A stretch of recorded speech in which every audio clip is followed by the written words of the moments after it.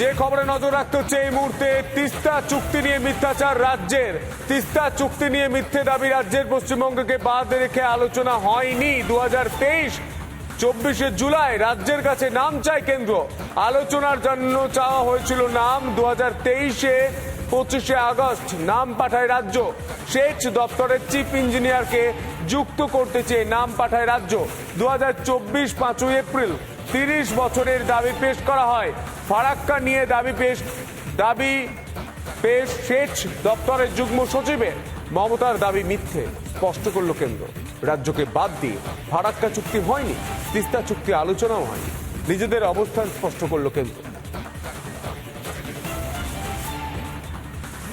তিস্তা চুক্তি নিয়ে যে দাবি মুখ্যমন্ত্রী মমতা বন্দ্যোপাধ্যায় গতকাল নবান্নে বসে করেছিলেন, সেই বক্তব্যকে কার্যত অস্বীকার করে দিলেন কেন্দ্র এবং কেন্দ্রের তথ্য প্রমাণ দিয়ে বলছেন না, মুখ্যমন্ত্রী মমতা বন্দ্যোপাধ্যায় ভুল কথা বলছেন, মিথ্যে কথা বলছেন। কি বলেছিলেন মমতা বন্দ্যোপাধ্যায় শুনুন। একদিকে কেন্দ্রীয় সরকার বাংলার জল বিক্রি করে দিচ্ছে, নিট বিক্রি করে দিচ্ছে, মেডিকেল স্টুডেন্ট বিক্রি করে দিচ্ছে। তিস্তায় 14টা হাইডেল পাওয়ার হচ্ছে, তখন চোখে দেখেনি। ফারাক্কা নিয়ে আবার চুক্তি রিনিউ হচ্ছে, আমাদের জানালো না। আগে এগুলো নিয়ে ট্রাইপার্টাইট মিটিং হচ্ছে, বাংলাকে টোটাল বাদ দিয়ে। জলের আরেক নাম জীবন। ওরা জানে না উত্তরবঙ্গের একটা মানুষ আগামী দিন পানীয় জল পাবে না, এবং জল নেই তিস্তায়। গায়ের জোরে ভাবছে নর্থ বেঙ্গল থেকে জিতেছি বলে নর্থ বেঙ্গলের মানুষকে ডিপ্রাইভ করব। আমি একটা স্ট্রং চিঠি আজকে প্রধানমন্ত্রীকে দিচ্ছি। আমরা বাংলাদেশকে যথেষ্ট ভালোবাসি, তাদের জন্য আমরা ছিটমহল করে দিয়েছি। আমরা ইন্ডো বাংলাদেশ রেল সার্ভিস করে দিয়েছি। আমি নিজে যখন রেলওয়ে মিনিস্টার ছিলাম, বনগাঁ পেট্রোকোপল রানাঘাট গেদে আমার করা। বাস সার্ভিসও করে দিয়েছি। ফারাক্কার জল 1996 সাল থেকে আমরা সাফার করছি। আবার বলছে তিস্তার জল দেবে, যেন মনে হচ্ছে মহারাজ সব মহা অধিপতি হয়ে গেছে সবে।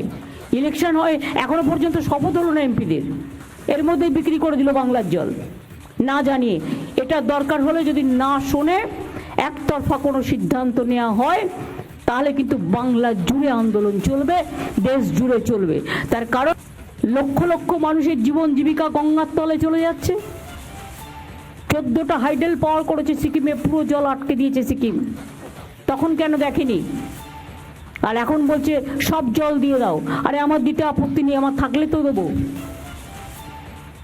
আমি বন্ধুত্ব করতে চাই, কিন্তু বাংলাকে বিক্রি করে দেওয়ার স্বার্থে নয়। সংসদে প্রথমবার পা রাখলেন রচনা বন্দ্যোপাধ্যায়, জুন মালিয়া, সায়নী ঘোষের মতো তারকারা। মানুষের ভোটে জিতেই প্রথমে ফটো সেশনের কাজটি সেরে ফেললেন তৃণমূল সাংসদরা। আর ছবিকে তুলে দিলেন জানেন, খিচ মেরি ফটো ডায়লগ দেওয়া সেই কল্যাণ বন্দ্যোপাধ্যায়। দেখুন।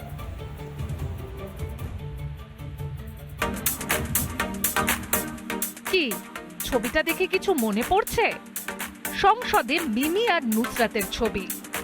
2019 লোকসভা ভোটে জিতেই ছবি তোলার হিড়িক পড়েছিল এই দুই তারকা সাংসদের। ঝড়ের গতিতে ভাইরাল হয়েছিল সেই ছবি। সমালোচনাও কম হয়নি। কিন্তু এসব সমালোচনায় মাথা ঘামিয়ে ছবি তোলার মুড নষ্ট করলে কি চলে? বছর বদলেছে, সাংসদ বদলেছে, বদলায়নি তৃণমূল সাংসদদের ছবি তোলার আগ্রহ। কেন বলছি? তবে দেখুন এই ছবি। সংসদ ভবনে পা দিয়েই ছবি তুলতে পোজ দিয়ে ফেললেন রচনা বন্দ্যোপাধ্যায়, জুন মালিয়া, সায়নী ঘোষেরা। কখনো হলো গ্রুপি, কখনো আবার একা দাঁড়িয়ে ছবি। শুধু রচনা জুনই নন, ছবি তুললেন আরামবাগের তৃণমূল সাংসদ মিতালি বাগ, বর্ধমান পূর্বের সাংসদ শর্মিলা সরকার, মথুরাপুরের সাংসদ বাপি হালদারও। তবে আরেকজনের কথা যে না বললেই নয়, তিনি হলেন শ্রীরামপুরের 4 বারের সাংসদ কল্যাণ বন্দ্যোপাধ্যায়। কল্যাণ শুধু উপরাষ্ট্রপতি তথা রাজ্যসভার চেয়ারম্যান জগদীপ ধনখড়ের অসম্মান করতেই পারদর্শী নন, তিনি নিজে ছবি তুলতে আর ছবি তুলে দিতে সবেতেই সমান দর। সোশ্যাল মিডিয়ায় বিদ্যুতের গতিতে এবার ভাইরাল হয়েছে এই ছবি, যা দেখে অনেকেই বলছেন এটা ছবির ফটোশুটের সেট নয়। আপনারা কি মনে করেছেন ওরা গিয়ে ভারতবর্ষের বৈদেশিক নীতি নিয়ে, ভারতবর্ষের প্রতিরক্ষা নিয়ে, ভারতবর্ষের অর্থনীতি নিয়ে এরা ওখানে গিয়ে আলোচনা করবে? এটা যদি ভেবে থাকেন সেটা আপনার ভাবনার ভুল। ওরা ওখানে গিয়ে সেলফি তুলবে, ওখানে গিয়ে টিকটক করবে। ক্ষেত্রে তিনজন জনপ্রতিনিধি নেওয়া তৃণমূলের এবং মহিলা বলেই কি তাদের প্রতি এত বিদ্বেষ? বিজেপির মনে মহিলাদের প্রতি যে বিদ্বেষ তা এমনভাবে ফুটে উঠবে সেটা আমরা কল্পনাও করিনি। তিনজন জনপ্রতিনিধি সংসদে গিয়ে, বিশেষ করে নতুন সংসদ ভবন, সেখান থেকে যদি নিজস্ব পোস্ট করে থাকেন তাতে এত গাত্রদাহ কেন হচ্ছে? অবধি কেন্দ্রীয় সরকারের পূর্ণমন্ত্রীদের মধ্যে শেষ পূর্ণমন্ত্রী কিন্তু প্রণব মুখোপাধ্যায়কে বাদ দিলে মমতা বন্দ্যোপাধ্যায়। সুতরাং এরা ওখানে গিয়ে সেলফি তুলবে কিংবা অন্য সংসদের প্রতিনিধি হিসেবে যে কাজগুলো করার সেগুলো করবে না, এগুলো মানুষ ওদের কাছে কিছু আশা করে না। মানুষ ভোট দিয়েছিল, মমতা বন্দ্যোপাধ্যায়কে দেখেই ভোট দিয়েছিল। সুতরাং এদের দায়িত্বটা অনেকটা কমেই গেছিল। 2014 সালে প্রথমবার সংসদ ভবনে প্রবেশের আগে সংসদ ভবনের মাটি ছুঁয়ে সাষ্টাঙ্গে প্রণাম করেছিলেন প্রধানমন্ত্রী মোদী। আসলে ব্যতিক্রম তো আর উদাহরণ হতে পারে না। এর আগে মুনমুন সেন কিংবা দীপক অধিকারী সংসদে গিয়ে রাজ্যের দাবি দেওয়া কতবার তুলে ধরেছিলেন, মনে করে বলা বড্ড শক্ত। নুসরাত জাহান কিংবা মিমি চক্রবর্তীও তৃণমূল কংগ্রেসের সেই পরম্পরা ভাঙেননি। এবারও রচনা কিংবা জুন সেই পরম্পরা ভাঙবেন কি, নাকি তারাও শুধুই ছবি তোলাতেই ব্যস্ত থাকবেন? জবাব দেবে সময়। রিপাবলিক বাংলা। জলপাইগুড়ি পৌরসভার চেয়ারম্যানের অপসারণ চেয়ে জলপাইগুড়ির পৌরসভারই 24 নম্বর ওয়ার্ডের কাউন্সিলর, কংগ্রেস কাউন্সিলর অম্লান মুন্সি ধর্নায় বসলেন শহরের প্রাণকেন্দ্র কদমতলা মোড়ে। তার যেটা দাবি যে পৌরসভার যিনি চেয়ারম্যান রয়েছেন তিনি অযোগ্য এবং তিনি কাজ করতেই পারছেন না, কারণ তিনি এইবার চেয়ারম্যান হয়েছেন, এর আগেও তিনি ভাইস চেয়ারম্যান ছিলেন, প্রশাসক বোর্ডের চেয়ারপারসন ছিলেন, তারপরেও কিন্তু তিনি জলপাইগুড়ি পৌরসভার উন্নয়নের কোনো কাজ করতে পারছেন না।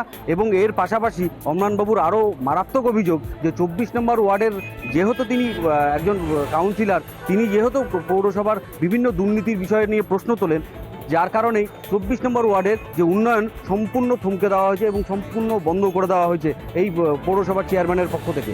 সে কারণেই মূলত এর পাশাপাশি কিন্তু আরও বেশ কিছু দুর্নীতির সাথে জড়িত রয়েছে এই চেয়ারপারসন বা চেয়ারম্যান, এমনটা কিন্তু অভিযোগ। জলপাইগুড়ি থেকে সুবীরেশ, রিপাবলিক বাংলা।